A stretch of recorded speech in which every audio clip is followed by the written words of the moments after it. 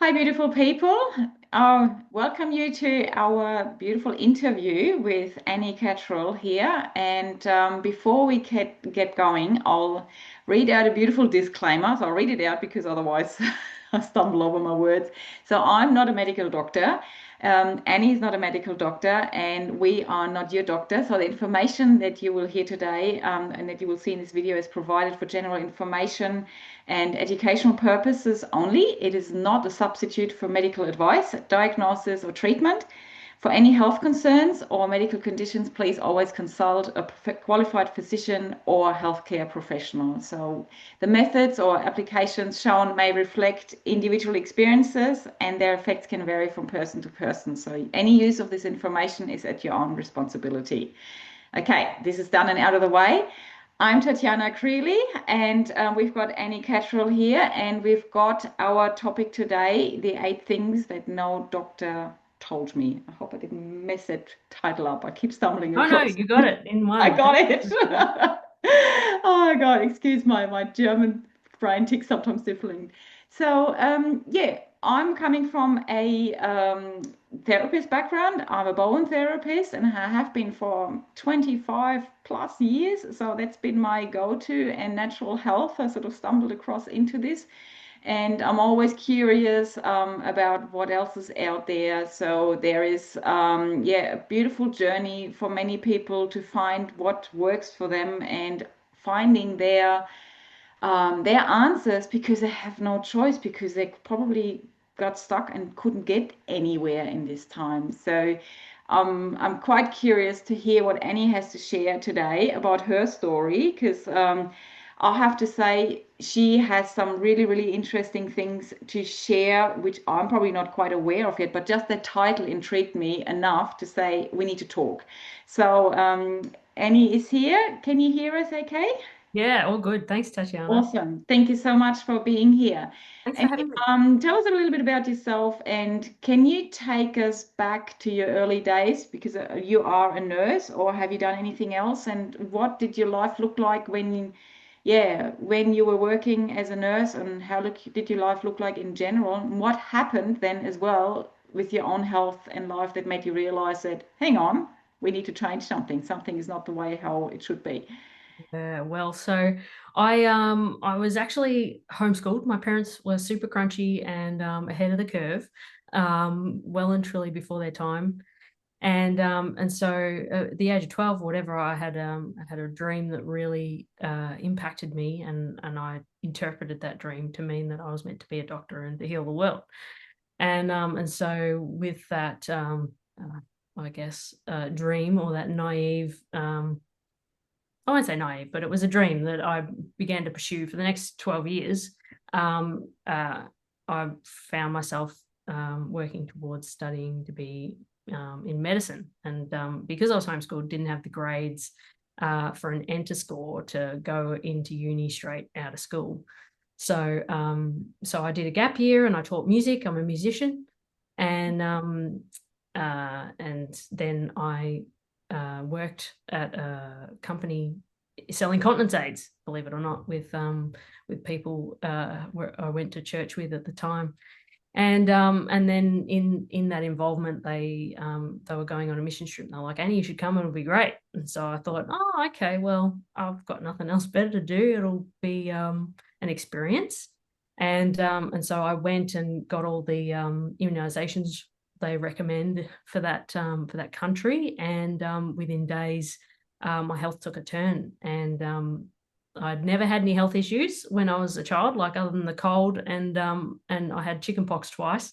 I never had any health issues, and so suddenly I was falling asleep at my desk at work, and I was chronically tired, and I was having all these funny pains, and funny episodes to do with my heart, and so I cancelled my trip and didn't go, and I didn't really know what had gone wrong or gone awry, and so it was a little bit of a um, slow connecting of the dots over the subsequent years. But then, and I went and I worked my way up in aged care. So I started out as a carer, and then I went on to do my nursing, and then yeah, I came 2020, just before COVID hit, I couldn't nurse anymore because my symptoms were so bad, that I just thought, oh, I better hang up the stethoscope. I better tap out. So yeah, so that's kind of a brief overview as to the culmination of the last 14 years or so, of my life, and in the process of trying to figure out what was wrong with me and how to get better. I found some very interesting alternatives, and many that I mention in my book that aren't specific to my condition, that I was diagnosed with, but can help anyone in any kind of chronic state or illness. Okay. So that's a fair few years now. So until you started to shift in the end to starting to look for answers, is that right? We're talking how many years? Well, so gosh, I exhausted the medical model, put it that way, Mm. for the first 10 years, 8 to 10 years. I also saw a naturopath who used iridology. And so she'd look in my eyes and be like, oh my gosh, you've got this happening, you've got that happening. And so I used a few different models, but in 2018, I started using aromatherapy. And so aromatherapy was one of my first tools that I Okay. started applying, and I had massive detox reaction with that. I can send you some photos actually of what it looked like. Uh, Okay. I had this Interesting. whole breakout on my face. It covered my cheek. It was like someone had smacked me and then it ulcerated. So I had this whole thing come out of my cheek, and I was taking a um, high antioxidant content supplement juice thing, and yeah, it brought a lot of toxins out of my skin. That's for certain. But I didn't put two and two together. Just Yeah, kept yeah. I guess that's probably one thing that if you're not familiar with it, when it comes out your skin, it actually says your body is overloaded with toxins, and some people don't relate. I know when you're into homeopathy and you look at the body as a holistic, you know that the skin is just a mirror of what's happening on the inside of the body. So if you flare up, I know my son, he had skin issues and it showed, well, there was a gut issue downstairs. It so how was your daily life affected? Like how did your life look like before you started to find answers or searching? How were you feeling, or what was your day look like? So I worked part time in the end, caring and nursing. And so I probably did about 3 or 4 shifts a week. And when I wasn't working, I was in bed. I was horizontal, and or on the couch, and I had very little energy for anything. And if there was a social event that I wanted to go to, then I would save, we call it in chronic illness, counting spoons or spoonies. So if you've got 15 spoons a day, and it costs 3 to have a shower, and it costs 4 to leave the house, you're not left with a lot of resources and energy to get yourself about. So that was how I approached it. And so if I had a social event I wanted to go to, then I would do whatever I could to store those spoons, save those cookies, and spend it. And then I needed a few days in bed to recover at least. And so I started to shrink myself significantly. Lost friendships and things like that because I didn't have the bandwidth to go and to be and show up. So So I felt like I felt really akin to the elderly patients I looked after, because I felt like that was how I felt on the inside. I was in that much pain. I was that tired, like I was in my 80s or 90s. you could really relate. And you were actually, excuse me if I asked that, at that time, how old were you? Yeah, no, I would have been in my early 20s. Well, you should do other things. I remember when I was in the early 20s, I was jumping up and down on the, I don't know, Oh, dance I floor missed and out. I stuff missed like out that. on my youthful 20s. So, um, yeah, I know now well and truly what it feels like to be aged or Yeah, old. right. So I have no intention of returning back to that state anytime soon. Yeah, no. Wow, wow, that is interesting. Yeah, well, thanks for sharing that. When you look at that time, did you have any like a key moment or key insight that made you go, hang on, I need to look beyond the symptom management? Was there something where you go, this doesn't work, I need to move on and try something different? Or was it just something that you were inclined to do anyway? Well, so because I was interested in medicine and studying, and I really enjoyed my studies in nursing, even though they were all very Western um, and allopathic in approach.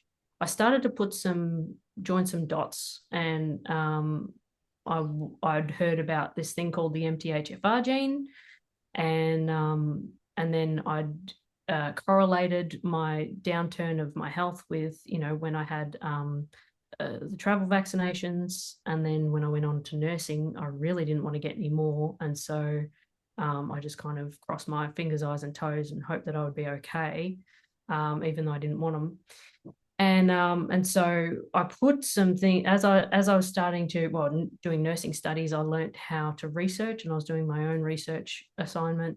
And so I had access to things like Google Scholar and PubMed and things like that. And so I started doing some research and just some things that twigged over time. It wasn't like I did a deep dive or anything, but yeah, because I didn't have answers in the medical model, they just dismissed me as having anxiety, and that wasn't enough, because I'm like, well, I'm not anxious, and I actually had quite a lot of trouble with my heart that was quite disconcerting. But if you're told there's nothing wrong often enough, then I just kind of fell into denial. So Yeah.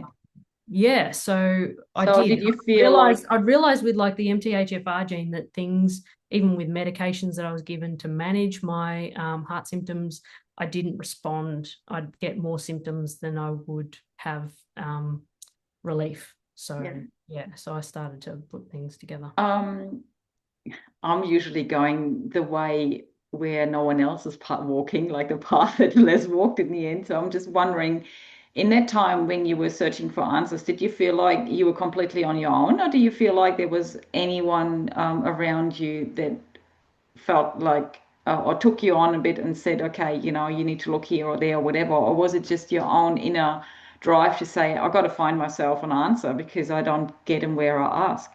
Well, it's a good question. It was my patients actually that were really concerned. They could see something was wrong, and a couple of them pushed me to seek answers. But I was quite happy to slip away quietly into the dark night. And I was often, begging for the earth to open up and swallow me whole, or just that I would go in my sleep, because I did just kind of give up finding answers. But it was, the bond that I had with a couple of my patients that really, caused me to pull my finger out and to pursue it for them more so. And then when they died, then it was like, well, okay, great. Then so I still had them in my ear, until I finally decided, what, Annie, this is rubbish. You got to actually show up. Yeah, This, wow. it was a it Gosh. was a it was a long wrestle with myself, because yeah, I was teetering from wanting to be here to not want to be here. And I've wanted to get married and have kids, and so I'd had a harsh conversation with one of my patients. She's like, "What do you think you're going to do? You think you're going to have these kids?" And well, I now know that the body, when it's struggling to keep us alive, people have issues conceiving. It's like, well, maybe you've got a lot of things going on in your body that, your body's struggling to keep you thriving, and That's right. as opposed to sustaining another life. So yeah, so just things like that caused me to really have a hard look in the mirror, um, about what I was doing and my longevity. And but no, many times I was tempted to check out. Yeah. Yeah, wow. Yeah, gosh. I'm so pleased that we can talk today. Oh my. Hey, I know. I'm so, it's funny in reflection, because I actually did a lot of emotional work once I had physical support and relief in my physical symptoms. Then I could actually go there and deal with all my emotional stuff that I'd, just been shoveling down, all my adult life anyway. And so once I had that kind of pairing, then I was really able to do some deep work and healing some stuff. And so I don't even recognize that person that I was. I'm so far removed. I've so Oh, come so far. So Yeah, I can, yeah, trigger warning, but I should have led with that. But I'm completely fully present. I've shown up, and I'm here to thrive. So Yeah, well, you can see it. I mean, look, you're bright, you're shiny. That's amazing. I just like to confirm that patient carer relationship because I mean, working as a therapist myself, I always believe that the people that we care for or that we treat, they're there for us at the same time. So we heal together or we work with each other. And you just sort of confirm that beautiful connection that you are helping them, but they're helping you as well if we allow ourselves to see that at the same time. So well, that, and in the industry, in the medical industry anyway, they're big on the professional line. But at the time, I thought I was circling the drain anyway. I'm like, hey, I don't know if I'm going to be here tomorrow, so I don't care. So I crossed those boundaries shamelessly. yeah, wow, wow. Well, that's so now crossing boundaries. What were the first, some of the first practices you mentioned? What you use to detox, for example, or what came across you that yeah you found along your way, for example, that really you felt like things started to shift for you, where you felt like I think I'm on the right track. I have more, I don't know, more drive or hope, how you want Yeah. to call it, to move So, on. so I have a wellness podcast with my business partner Jodi called the Wellness Superheroes, and so we both had our health issues that we were trying to tackle, and so we'd try various things, and some of the things we tried made us worse, and some of the things we tried, kind of helped a little bit, but didn't move the needle enough.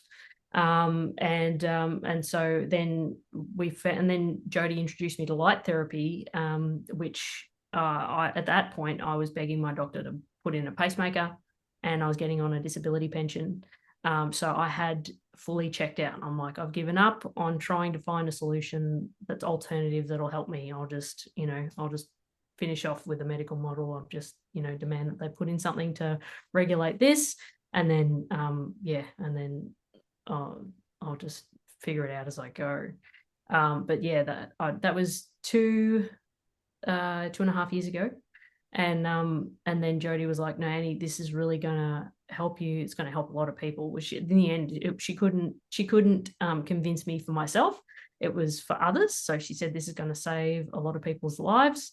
It's really going to help people, and I'm doing it with or without you." And so I was like, "Fine, okay, credit card, here you go, knock yourself out, whatever you think." And then they sat in a box for they sat in a box for a week.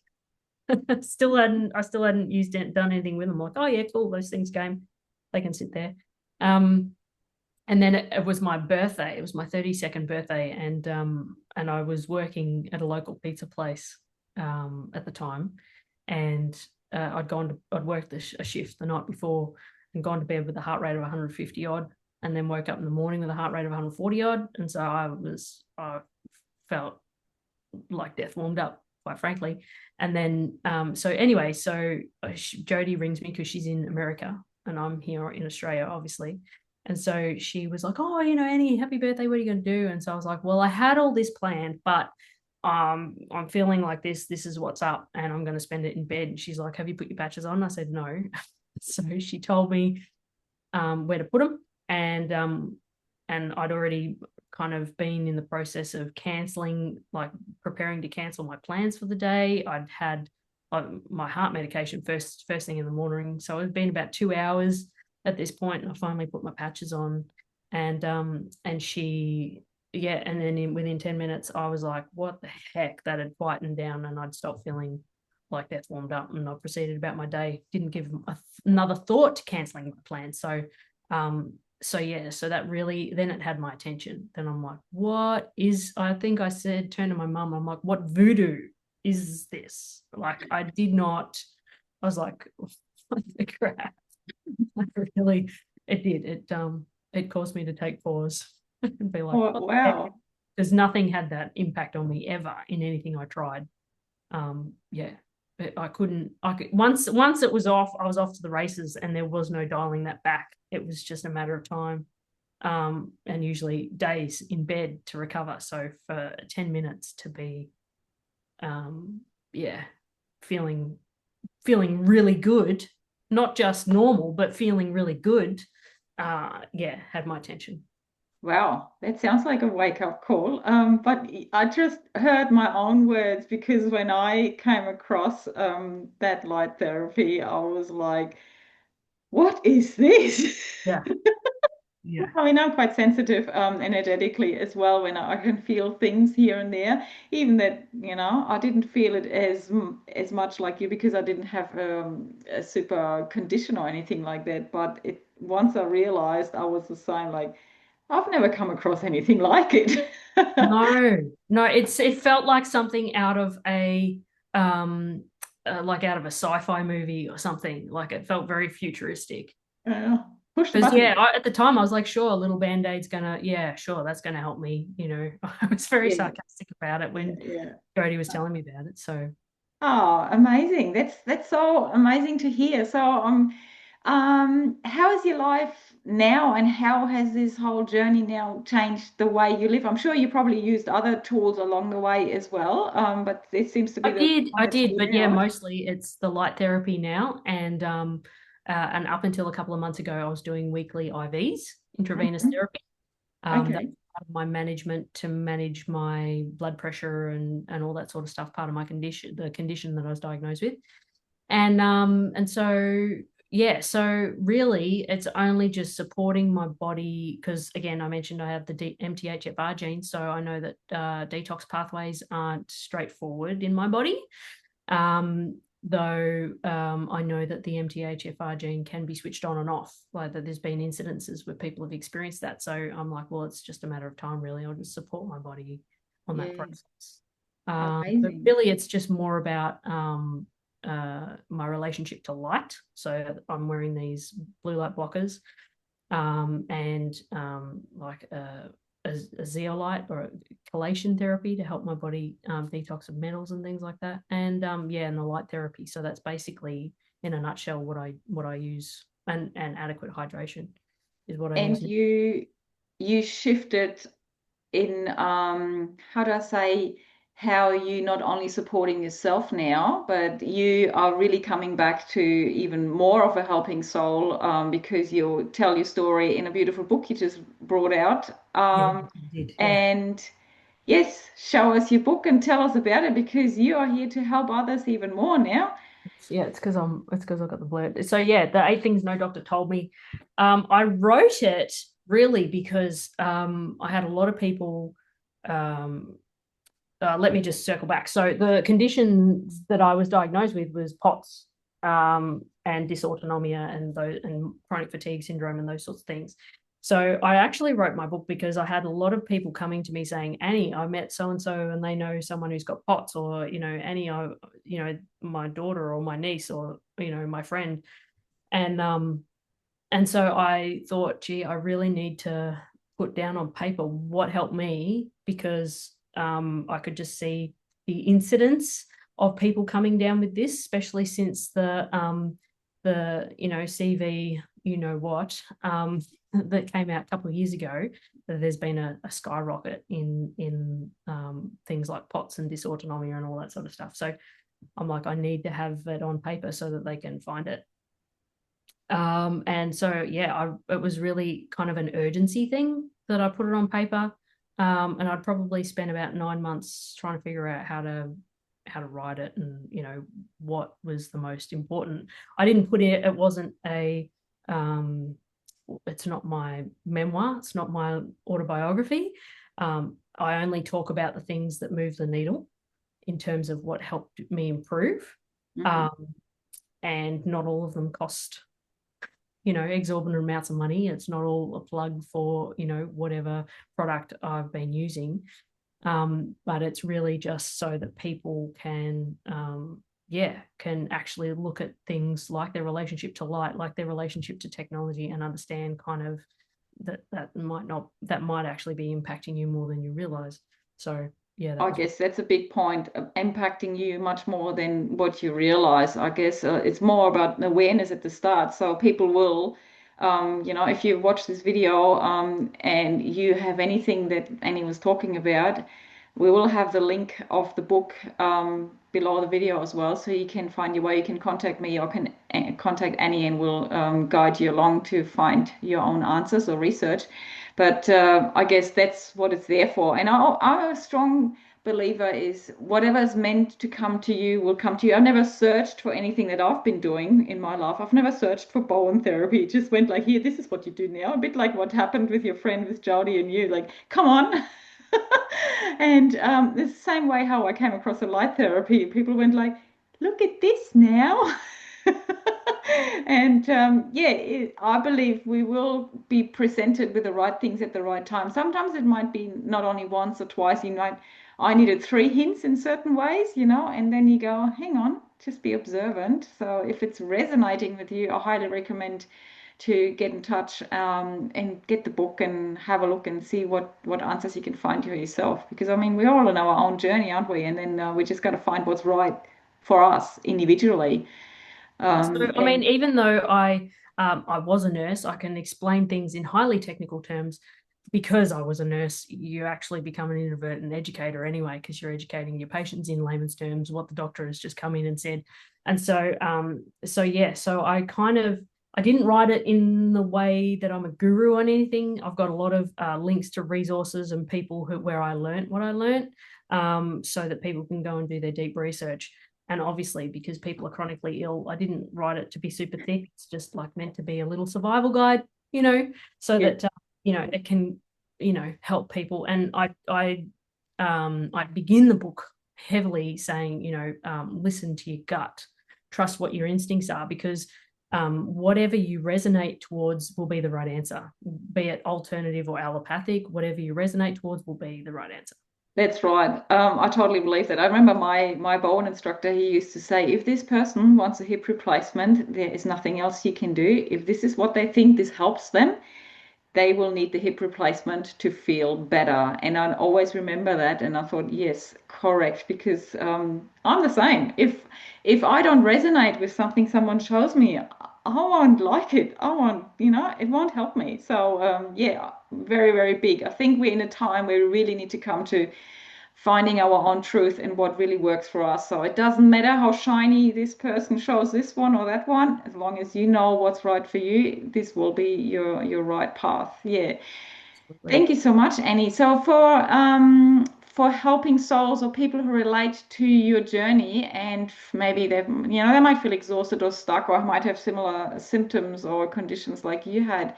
So what gentle first steps would you invite them to take or any message you'd like to pass on? Yeah, I will say about light. I'll say don't be doom scrolling if you can't sleep in the middle of the night.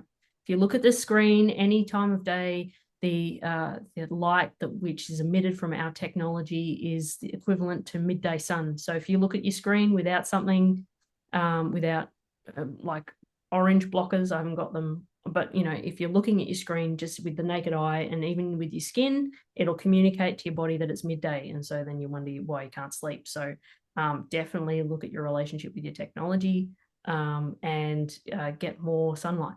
Early in the morning, in the evening for a sunset, go outside, get your skin on it, because that actually signals a lot to our body and our hormones and our cellular function. So that is yeah, it can't be underestimated at all, the impact that something like watching a sunrise or a sunset has on our body in terms of regulating our circadian biology.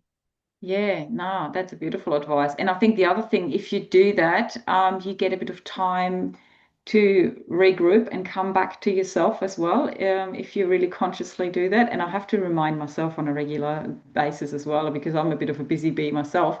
But I know how good it feels when you do that. And if you give yourself the space, you get, I don't know, a feel for where to go next, maybe, or maybe thoughts drop in or something like that. That's how I feel anyway. Yeah, So, absolutely, because you brought to the present moment without yes, distraction. Absolutely. correct. Beautiful. Thank you so much, Annie. What an amazing journey. I'm really, really grateful that you found this path for yourself and that you're nice and shiny and bright with a beautiful smile here and sharing this to the world now, because I think this is our aim to literally share the light in whichever way so we can, I don't know, make this world a better place for whoever is resonating with what we do at the same time. Um, Yes, I think we're about to finish off. As I mentioned before, you can find the links to get in touch with us.